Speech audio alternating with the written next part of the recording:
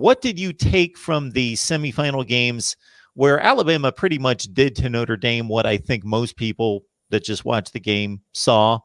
We just saw a speed and dynamic player difference. Really, the line of scrimmage was a struggle. Notre Dame was pretty capable there. And then the Ohio State Clemson game certainly turned into a different game than most people anticipated. And then what you foresee possibly watching and what you as a trained eye will be watching when Alabama and Ohio State hit the field.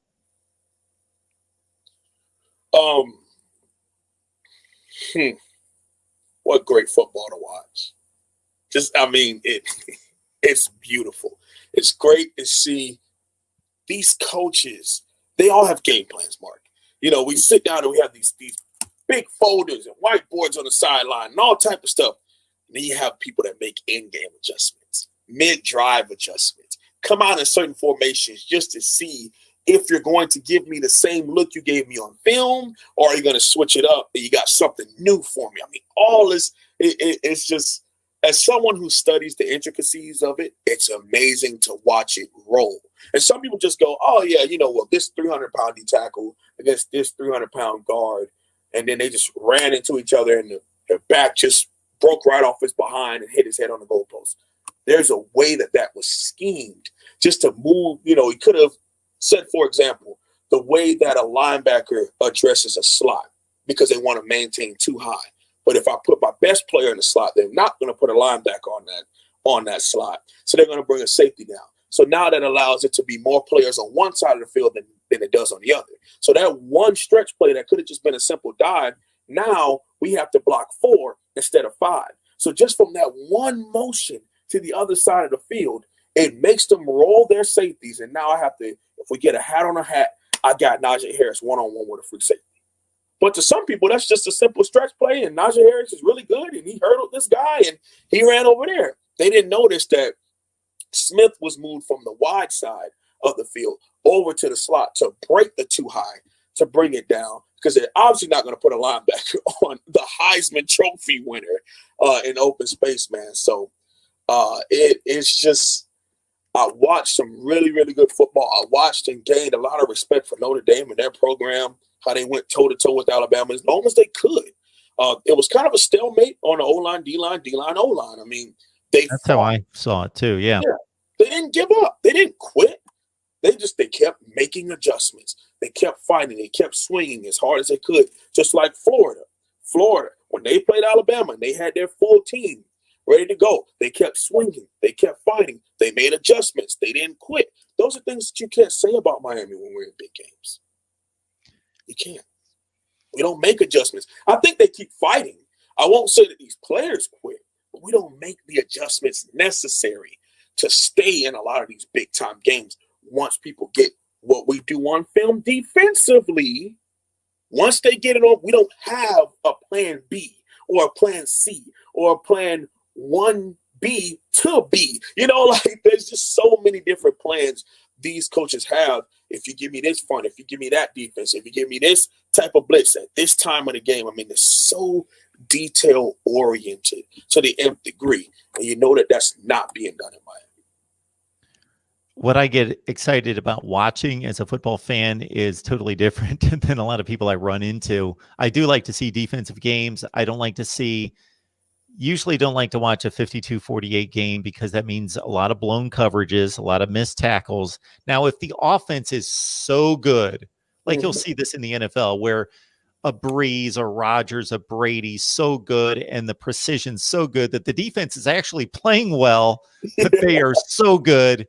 Yep. That I don't mind watching. I'll watch 35 points against a defense that's a great defense, but the offense is so crazy good that they're just throwing the ball in windows that big. That I can put up. That's fun to watch. Right. But most of it, when you see a 52-48 game, it's because the defense is just so awful, so bad. I hate watching blown coverages, missed tackles, missed assignments.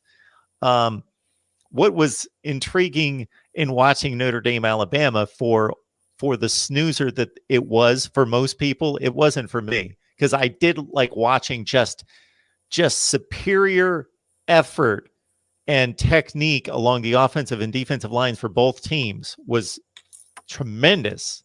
Good God. And I think that's going to help them against Ohio State more than people think. Here's why. You played Florida, a team that attacked your secondary in a way that they couldn't run the ball, but they were able to attack your young players in the secondary, right? Then you turn around and play a team in Notre Dame where the football IQ of the players, the football IQ of the coaches, the scheme, and the intelligent way of coming at you. And sometimes just running right at you with a dive and coming at you. So you've tested your defense two ways. The secondary with air raid, spread type, and then kind of a multiple balance in Notre Dame that also got a couple big plays down the field every now and again.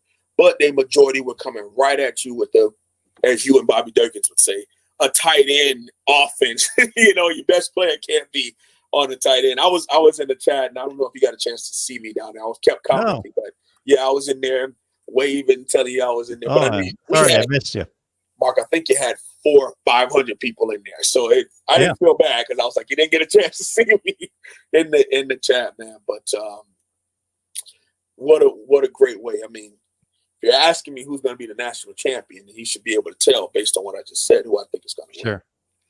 Notre Dame had a touchdown drive in that game when it was still meaningful. Their last touchdown didn't matter, but when it was meaningful, it was like second quarter.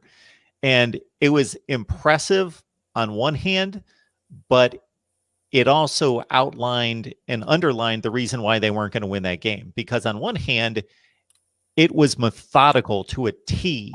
Like they were picking up first downs by that much every time. Like 3rd and 3, they'd run it, they'd just get 3.5. They were just, it was like a 19-play drive. Took them 9 minutes. You can't have penalties. You can't have sacks. You can't drop a pass. You can't do anything that's going to set you behind the sticks. You can't have a 2nd and 14. Bama can have a 2nd and 14. Devontae Smith goes the next play for 23. Okay, we just wiped it out. You don't want that, but Bama can wipe that out. Notre Dame can't.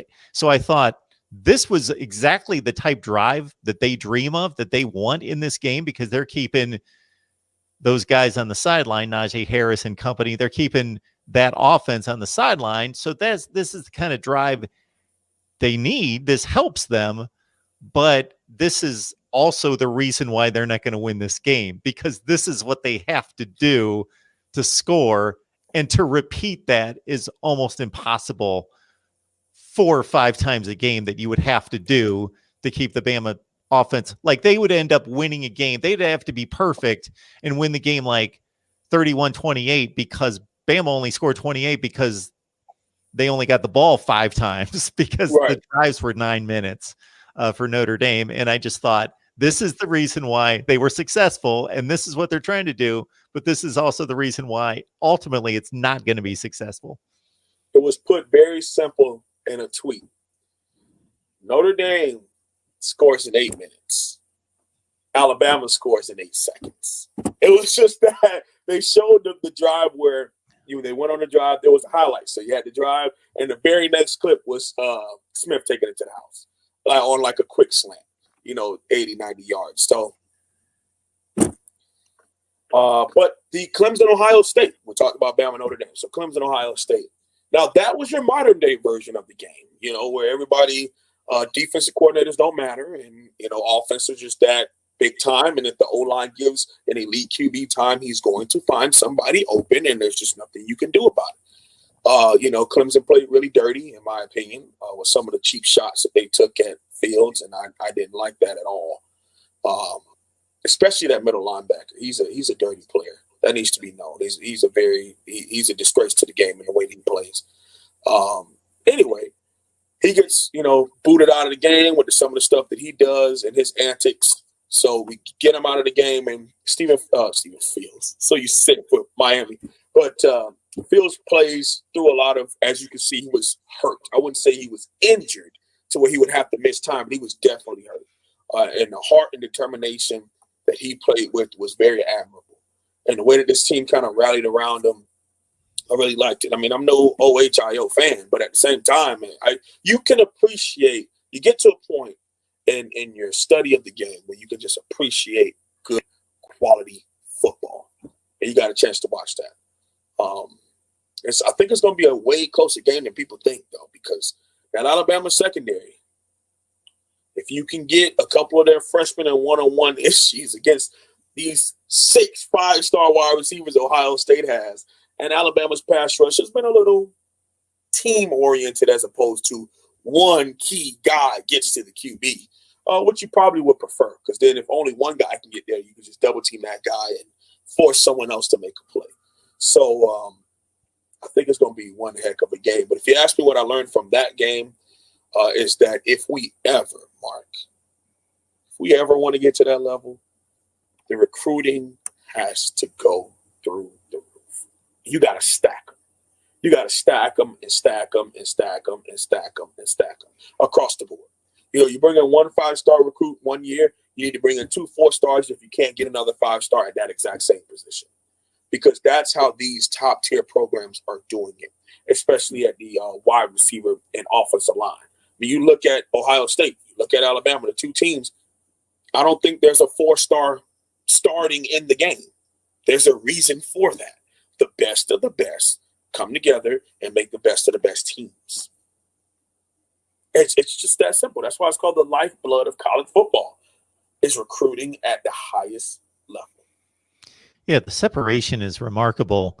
And I in no way think that if Ohio State and Clemson played 10 times, that Ohio State would beat them like that every time. I think that was an aberration. I do think that they're better. I think that they would win most of the games, and maybe they would have another game or two where they would blow them out, and maybe even worse than that. But they're not going to beat them by an average of 21 points a game. It's just not going to happen. Clemson would beat them if they played 10 times, a few times, or 3, or whatever it would be. But it does show you just, even at that even at the tip top, there was separation this year. And sometimes the separations between Ohio State and Clemson the other way, or, like it was in 2016 when Clemson blew their doors off with Deshaun Watson at quarterback. It's just astounding that these teams can field NFL teams and they can still lose by 3 touchdowns to somebody else. Wow. Yeah.